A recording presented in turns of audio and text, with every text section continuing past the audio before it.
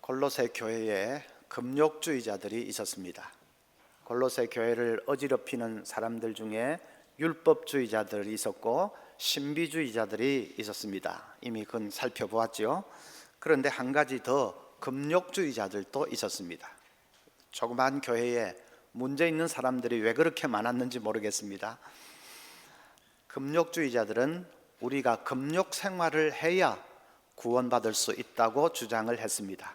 예수 믿는 것만으로는 안 되고 거기에 금욕 생활이 보태져야 구원에 이를 수 있다, 그렇게 주장했습니다. 금욕주의자들은 기본적으로 영은 선하지만은 물질은 악하다 하는 이원론적인 사고를 가지고 있습니다. 이 몸도 물질이기 때문에 몸은 악하다고 생각했습니다. 그리고 세상도 다 물질로 된 것이니까 이 세상도 더럽고 악하다고 생각했습니다. 그래서 사람이 의롭게 되기 위해서는, 구원받기 위해서는 이 악한 몸의 욕구를 최대한도로 억제를 시켜야 되고, 그리고 이 더러운 세상에서는 가능한 한 멀리 떨어져서 사는 것이 좋다, 그렇게 생각을 했습니다. 21절에 보면 곧 붙잡지도 말고 맛보지도 말고 만지지도 말라 하는 것이니, 이것이 금욕주의자들의 모토입니다. 세상에 속한 것은 붙잡지도 말라, 맛보지도 말라, 만지지도 말라, 근처에도 가지 말라. 그래야 의롭게 될 수 있다, 그렇게 주장을 했습니다. 여러분, 그런 금욕주의자들의 주장이 뭐가 잘못되었는지 이제 아시겠죠? 골로새서 설교를 쭉 들으신 분들은 이제 아셔야 됩니다. 자, 그들의 주장은 예수 그리스도의 구원의 완전성을 부인하는 것입니다. 예수 믿는 것만으로는 안 되고 뭘 보태야 된다, 여기서는 금욕 생활을 보태야 된다, 이렇게 하는 것은 다 이단이고 엄청난 잘못이죠. 또 영은 선하지만 몸은 악하다고 하는 이원론적인 사고도 성경적인 사고가 아닙니다. 성경은 우리 몸은 귀한 것이라고 말씀합니다. 몸은 성령이 거하시는 성전이라고까지 말씀합니다. 그래서 몸이 악하기 때문에 어떻게든 이 몸을 괴롭게 해야 의로워질 수 있다고 하는 이 금욕주의자들의 주장은 잘못된 것입니다. 무엇보다도 금욕주의는 거룩한 삶을 살게 하는데 별로 효과가 없습니다. 금욕 생활을 해봐야 별로 효과가 없습니다. 23절에 이런 것들은 자의적 숭배와 겸손과 몸을 괴롭게 하는 데는 지혜 있는 모양이나 오직 육체에 따르는 것을 금하는 데는 조금도 유익이 없느니라. 우리 육체가 죄의 길을 따르려고 할 때에 금욕주의로는 그것을 막는데 별로 이 효과가 없다는 것입니다. 역사가 그것을 증명합니다. 중세 가톨릭 교회는 사람들에게 가정을 멀리하고 혼자 살도록 독신을 강조했습니다. 그리고 더러운 세상에서 떠나서 수도원 같은 데서 살아야 하나님께 가까이 나아갈 수 있다고 그렇게 가르쳤습니다. 그런데 결과가 어떻게 되었을까요? 수도원이 부패의 온상이 되었습니다. 세속적인 삶을 버리고 거룩하게 살겠다고 수도원에 들어갔는데 수도원이 엄청난 부를 소유한 가장 세속적인 기관이 됐습니다. 또 분명히 독신자들이 모여 사는 곳이 수도원인데 수도원 근처 마을에는 사생아가 득실거렸습니다. 수도원에서 아이를 몰래 갖다 버린 것이죠. 금욕으로 죄를 이길 수 있는 것이 아니라는 말입니다. 말씀의 권능과 성령의 능력으로 죄를 이길 수 있는 것이지 금욕 생활로 죄를 이길 수 있는 것은 아닙니다. 그런데 여기서 우리가 이제 한번 생각을 해봐야 합니다. 오늘날은 중세와 정반대의 문제를 안고 있습니다. 중세가 지나친 금욕주의에 빠졌다면 오늘날은 지나친 이 육체의 방종에 빠져 있습니다. 현대인들은 육체의 즐거움과 육체의 편안함, 육체적인 쾌락, 그런 것에 너무 많은 비중을 두고 삽니다. 그러니까 영적인 삶은 자연히 뒷전으로 밀려나 버렸습니다. 그건 너무나도 잘못된 것입니다.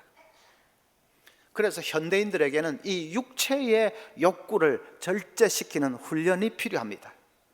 하나님과 깊이 교통하는 그런 영적인 삶을 살기 위해서는 육체의 욕구를 좀 절제시키는 훈련이 필요합니다. 그런 훈련이 뭐가 있을 것인가? 오늘 말씀을 통해서 생각을 해보겠습니다. 첫째는 금식입니다. 현대는 금식이 거의 사라진 시대입니다. 한국 교회는 그나마 조금 낫습니다. 서구 교회는 금식에 대해서 거의 알지를 못합니다. 20세기 한 100년 어간에 서구 교회에서는 금식에 대한 책이 단 한 권도 나오지 않았습니다. 그만큼 금식에 대해서는 까마득히 무시하고 잊고 살았다는 말이죠. 20세기 말에 와서 비로소 금식의 중요성에 대해서 조금씩 눈을 뜨고 있습니다. 성경에 무수하게 나와 있는 것이 금식에 대한 말씀 아닙니까? 이스라엘 백성들은 어려움을 당할 때마다 금식하면서 기도했다, 그런 기록들이 계속 나옵니다. 예수님도 공생애를 시작하기 전에 40일 금식하시고 시작하셨습니다. 우리가 금식을 회복해야 합니다. 금식도 일종의 금욕주의 아니냐, 그런 의문이 드시죠? 그런데 다릅니다. 금욕주의는 음식 자체를 악하게 봅니다. 물질이기 때문에 악하다고 생각합니다. 그러나 우리가 금식하는 것은 물질이 악하다든지 물질에 문제가 있어서 하는 것이 아니고 우리 육체의 방종을 좀 억제하기 위해서 하는 것일 뿐입니다. 또 금욕주의는 음식을 끊는 그 행위 자체를 자랑합니다. 음식을 끊는 그 행위를 자기 의처럼 여기고 그것을 쌓으려고 합니다.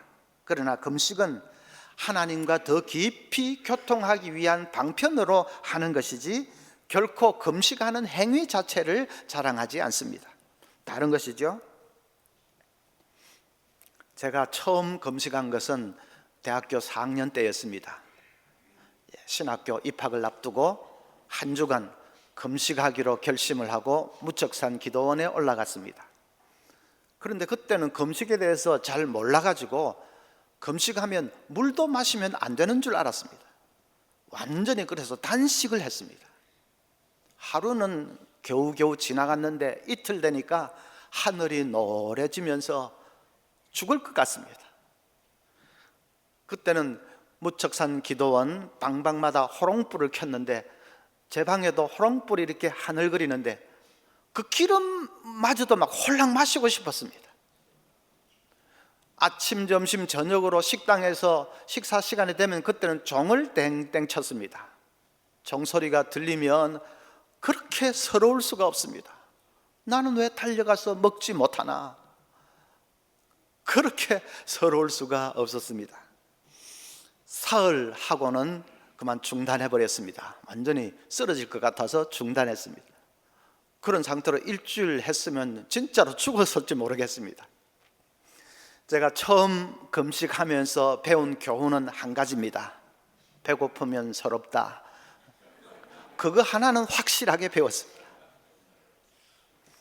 근데 그건 뭐 준비가 잘 안 된 상태에서 하니까 그런 거고 지금은 이제 다르죠. 1953년 스탈린이 러시아에 거주하는 유대인들을 전부 숙청할 계획을 세웠습니다. 그 소식이 알려지자 미국에 살고 있던 유대인들이 금식을 선포하고 특별 기도에 들어갔습니다. 특별 금식 기도 2주 하니까 스탈린이 뇌출혈로 쓰러져서 사망하고 말았습니다. 러시아의 가장 뛰어난 의사 16명이 달라붙어서 할 수 있는 모든 방법을 다 동원했지만 스탈린을 살려내지는 못했습니다. 금식 기도의 위력이 대단한 것이죠.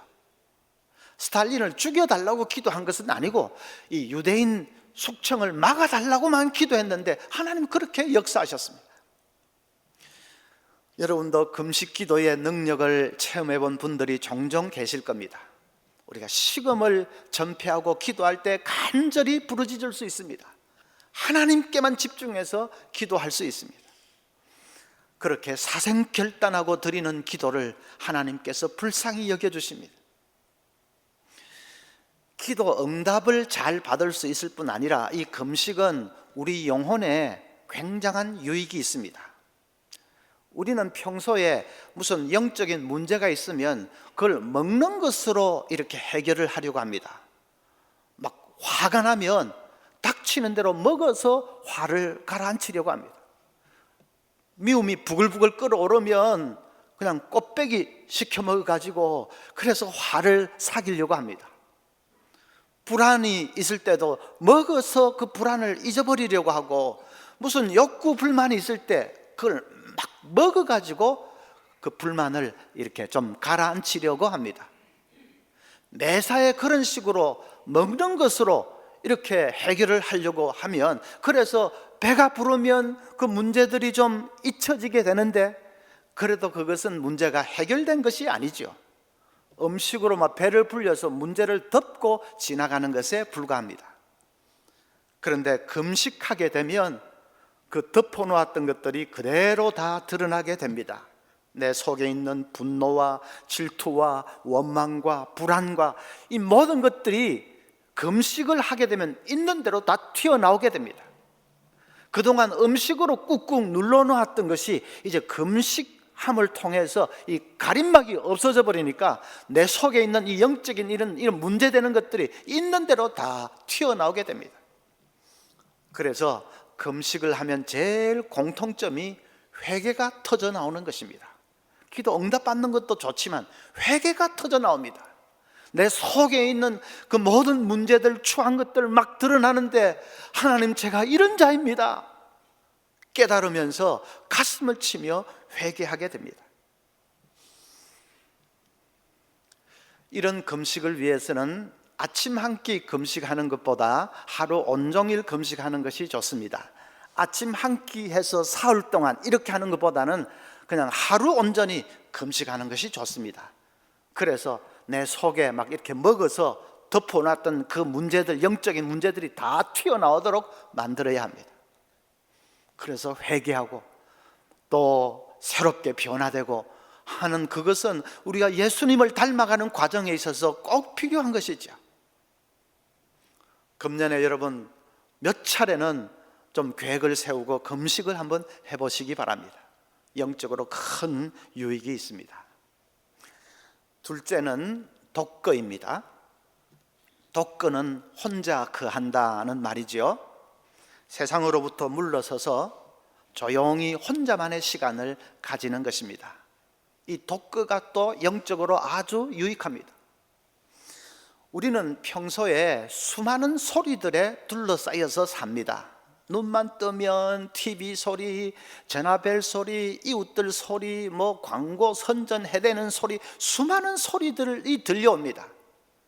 그 소리들은 다 세상 허영을 선전하는 것들이죠. 우리를 세상 썩어질 것으로 끌고 가려고 하는 유혹의 소리들이죠. 우리는 그런 소리들에 얼마나 익숙해 있는지 모릅니다. 사람의 감각 가운데서 제일 예민한 것이 청각입니다.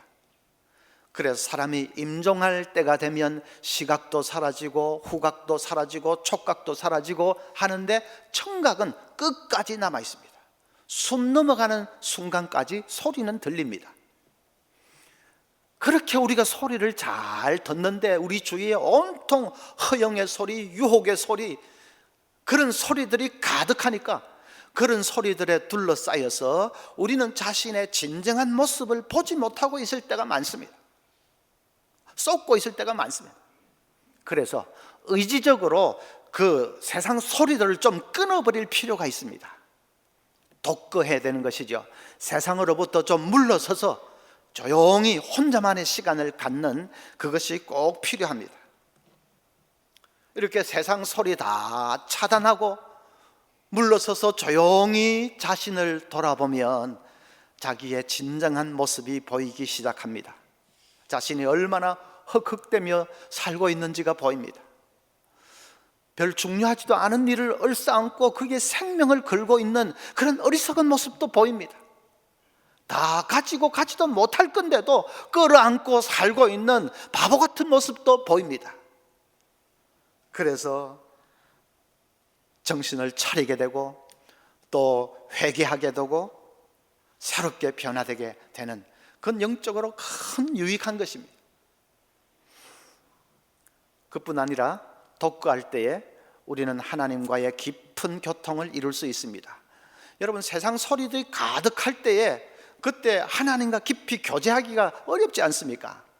그냥 복잡하고 분주하고 시끄럽고 할 때 하나님의 음성에 귀 기울이는 것이 잘 되지 않지요. 그래서 독거가 필요합니다. 조용한 시간, 혼자만의 시간이 필요합니다. 시편 46편 10절에도 너희는 가만히 있어 내가 하나님 됨을 알지어다 했습니다. 가만히 있어, 영어는 be still 이라는 말입니다. 침묵 속에 있어서 그런 뜻입니다. be still, 움직이지 말고 가만히 침묵 속에서. 그래서 내가 하나님 됨을 알지어다, 바로 하나님을 그래야 만날 수 있다 하는 말입니다. 어떤 영성학자 말이 꼭 맞습니다. 우리는 둘이 있을 때는 2분의 1의 하나님을 느낀다. 셋이 있을 때는 3분의 1의 하나님을 느낀다. 4명이 있으면 4분의 1의 하나님을 느낀다. 점점 적어지는 거죠. 여럿이 있을 때는 하나님을 느끼기가 쉽지가 않다. 그러나 혼자 있을 때는 하나님을 온전히 느낄 수 있다. 혼자 있을 때는 1분의 1의 하나님이니까 하나님을 온전히 느낄 수 있다. 꼭 맞는 말이에요. 여럿이 이렇게 복잡하게 시끄럽게 있는데 하나님과 교통하고 하나님을 느끼는 거 쉽지 않습니다. 그래서 혼자 있는 이 독거가 꼭 필요합니다.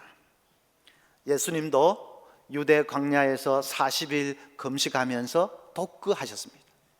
세례 요한도 유대 광야에서 오래 독거하다가 성령 충만 받고 세상 앞에 나타났습니다. 사도 바울은 아라비아 광야에서 3년 동안 독거 생활을 한 후에 이제 사도로 등장하게 됩니다. 다 독거를 통해서 하나님과 깊이 교통하며 하나님으로 충만해지고, 그리고 자기가 어떤 존재인지를 깊이 본질을 알게 되고 할 때에 영적인 큰 능력이 주어졌던 것입니다. 아무리 그래도 나는 독거 그런 건 싫어 하는 분도 계실 겁니다. 아니 사람들하고 어울려서 왁자지껄하게 사는 게 좋지 무슨 궁상맞게 혼자서 그렇게 나는 그런 거 싫어 하는 분도 계실 겁니다. 아무리 싫어도요, 인생 살면서 한 번은 피할 수 없이 독거해야 할 때가 옵니다. 언제죠? 임종의 순간입니다. 그때는 아무도 나와 함께 해줄 수 없습니다. 오직 나 혼자 단독자로 서야 합니다. 그렇게 단독자로 서면 지나온 삶이 또렷이 보입니다. 바보같이 산 것, 어리석게 산 것, 그냥 허무하게 산 것, 지나온 걸어온 길이 또렷하게 보입니다. 임종의 순간에는 누구든지 생각이 명료해진다고 합니다. 아주 숨 넘어가는 순간, 아주 짧은 순간이겠죠. 그 짧은 순간에 생각이 아주 미치도록 명료해진다고 합니다. 지나온 잘못한 게 쫙 보이는 것입니다. 그러나 그때는 이미 늦었습니다. 그때 깨달아 봐야 뭐 하겠습니까? 그래서 평소에 독거 훈련이 필요합니다. 임종의 순간에 감당 못하는 그런 불쌍한 사람이 되지 않기 위해서는 평소에 독거하는 훈련을 해야 합니다. 새벽 시간을 활용할 수 있습니다. 새벽에 이 자리에 나와서 30분이고 1시간이고 깊이 묵상하는 시간을 갖는 것입니다. 그때는 세상과 완전히 단절하고 하나님 앞에서 단독자로 서서 깊이 묵상하는 것입니다. 예수님은 그것을 골방이라고 표현을 했습니다. 이 새벽 시간이 하나님과 나만의 골방의 시간이 되게 해야 합니다. 우연히 맞는 짜투리 시간이 있으면 그걸 잘 활용하십시오. 혼자 출장을 가게 됐다든지 아니면 뭐 다른 어떤 일로 혼자 있게 됐을 때, 전에는 아이고 참 청성맞다 이렇게 생각을 했겠죠. 내 신세야 뭐 그랬겠죠. 그러나 이제는 그건 정말 천금 같은 좋은 기회입니다. 호텔에서 그냥 시간 죽이기만 하지 말고 좀 자신을 돌아보면서 깊이 묵상하는 것은 우리 영혼에 큰 유익이 됩니다. 나아가서 이제 진짜로 좋기로는 1년에 그저 한두 차례나 두세 차례나 기도원 같은 데 가서 그래서 혼자만의 시간을 갖는 것입니다. 그때는 서두르지 말고 좀 충분히 시간을 가지고, 필그림 하우스 그런 데도 얼마나 좋은지 모릅니다. 낮에 그 명상의 기도실에는 아무도 없습니다. 혼자 좀 깊이 엎드려서 기도하고 또 하나님 앞에서 자신을 돌아보고 하는 것은 영적으로 큰 유익이 됩니다. 어떤 분은 혼자서 저 스페인의 산티아고 순례길을 한 달 동안 다녀왔는데 갔다 오고 나서 계속 생각이 난다고 그렇게 얘기를 했습니다. 너무너무 좋았다. 정말 잃어버렸던 자신을 돌아보면서 여러 가지를 생각하는 의미 있는 시간이었다. 그렇게 고백을 했습니다. 제가 스페인 관광청에서 나온 건 아니고 산티아고 순례길 좋지요. 다음에 성지 순례 가면 저는 유대 광야에서 좀 하루 이틀 좀 그렇게 있어 봤으면 정말 좋겠습니다. 자, 세 번째는 단순한 삶입니다. 단순한 삶, 심플한 삶이 좋습니다. 어떤 분은 보면 집에 온갖 물건들을 쌓아놓고 삽니다. 뭐 가구며 그릇이며 또 장식품, 인테리어, 그냥 구석구석에 가득가득 쌓아놓고 삽니다. 그게 취미생활이라서 그렇게 하겠고 또 그 바라보면 기분이 좋아서 그렇겠지요. 그런데 그렇게 하는 것이 영적으로는 그렇게 유익하지 않습니다. 그 잔뜩 쌓아놓고 그거 관리한다고 신경 써야 되고 시간도 바쳐야 되고 돈도 써야 되고 복잡하지 않습니까? 그렇게 하다 보면 결국은 내가 물건을 소유한 것이 아니라 물건이 나를 소유한 꼴이 됩니다. 잔뜩 쌓아놓고 거기에 얽매여 있으면 내가 물건을 소유하고 있는 것이 아니라 물건이 나를 소유하고 있는 것입니다. 얼마나 잘못되었습니까? 삶을 그 비슷하게 사는 사람이 있습니다. 복잡하게 벌려놓고 삽니다. 이것도 찝적 저것도 찝적되지 않는 것이 없고 관심 가지지 않는 것도 없고 뭐 좋은 말로는 마당발 뭐 그러는데 하여튼 쏟아내지 않는 데가 없고 복잡하게 벌려놓고 삽니다. 그러면 영적인 삶은 자연히 뒷전으로 밀릴 수밖에 없지 않겠습니까? 인생은 짧고 시간은 빨리 지나갑니다. 그렇게 벌려놓고 살 것이 아닙니다. 좀 심플하게 사는 것이 좋습니다. 초점을 분명히 하십시오. 하나님 나라를 위해서 산다. 내가 하늘의 보화를 쌓아두는 삶을 살 것이다. 하늘의 보화, 하나님 나라, 그 초점을 분명히 하고 그리고 좀 가지치기를 해서 삶을 단순화시켜야 됩니다. 심플하게 그렇게 사는 그것이 영적으로 좋은 것입니다. 심플이 뭔지 예를 한번 보여드릴게요. 사진. 저거는 며칠 전에 세상 떠난 허순길 박사의 빈소의 모습입니다. 허순길 박사는 우리 교단 신학교에 교수도 하시고 원장도 하시고 그리고 저의 은사이기도 하신 분입니다. 그런데 산무 장례식을 했습니다. 조화 하나 없고 또 조의금 없고 영정사진도 없습니다. 저기 성경 구절 하나 있고 영정사진조차 없습니다. 고인이 유언으로서 그 모든 것을 사절했기 때문입니다. 그런데 가만히 보십시오. 책상에 댕그렇게 성경 한 권 놓여 있는데 보면 볼수록 어떻게 그 큰 감동으로 다가오지 않습니까? 허 박사님은 진짜로 하늘에만 소망을 두고 사셨구나. 하나님 나라에 그 소망을 두고 그렇게 사셨구나. 우리도 그렇게 살아야 됩니다. 살아있을 때도 좀 심플한 삶, 죽어서도 심플하게, 엉망으로 장식하고 그 뭐 다 허례의식이고, 그렇지 그 무엇이 뭡니까? 심플한 삶이 능력이 있습니다. 빌 하이벨스 목사님이 자기 교회 성도 두 사람에 대해서 얘기를 했습니다. 두 사람 다 비슷하게 마지막을 맞았는데 그 모습이 너무나도 다르더랍니다. 한 사람은 다국적 기업의 회장을 지낸 분입니다. 그런데 마지막에 너무 쓸쓸합니다.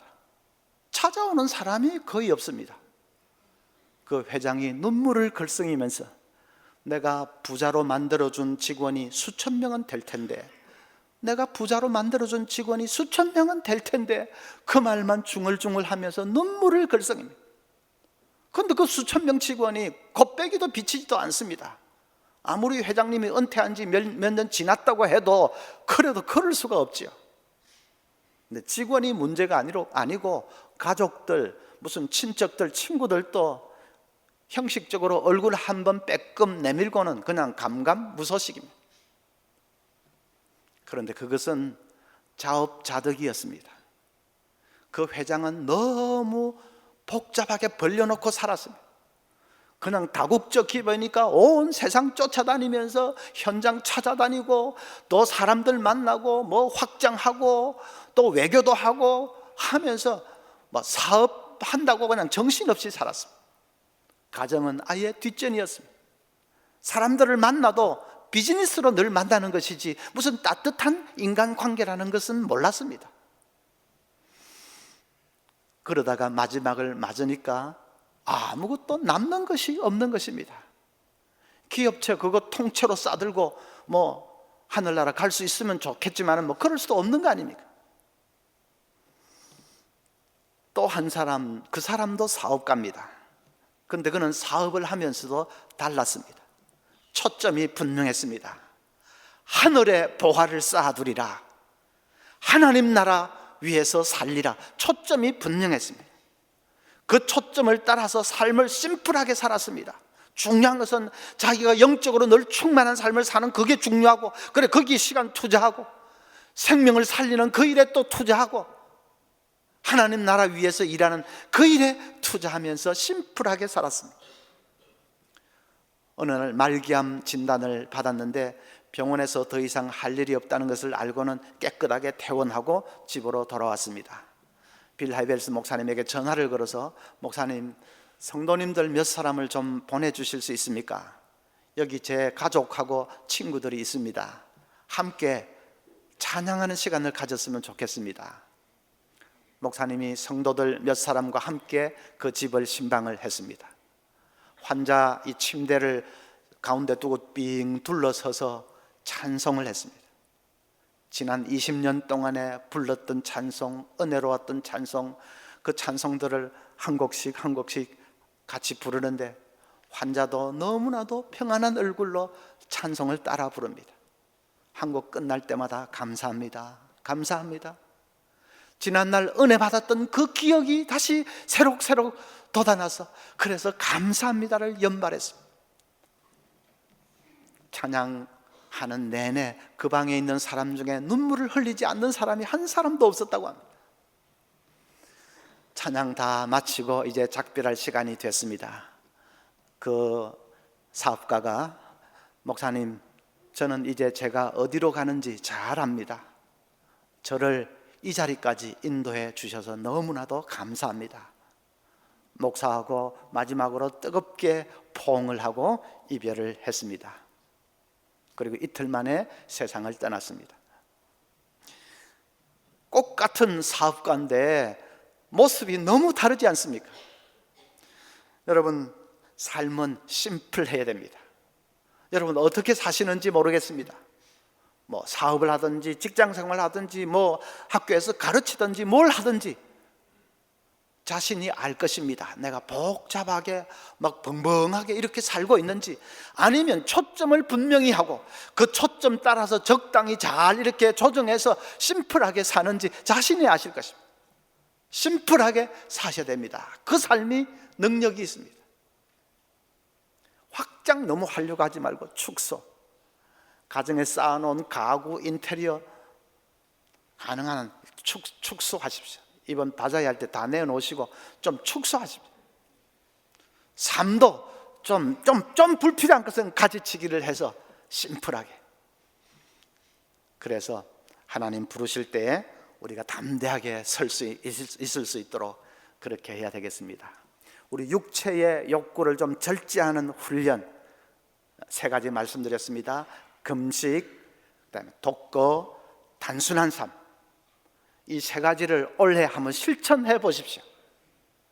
그래서 우리 서문교회 모든 성도들은 정말 이런 훈련 가운데 우리 속 사람이 튼튼해져서 어떤 세상의 시련과 어떤 어려움도 넉넉히 이기는 그런 승리하는 2017년이 되기를 간절히 소원합니다.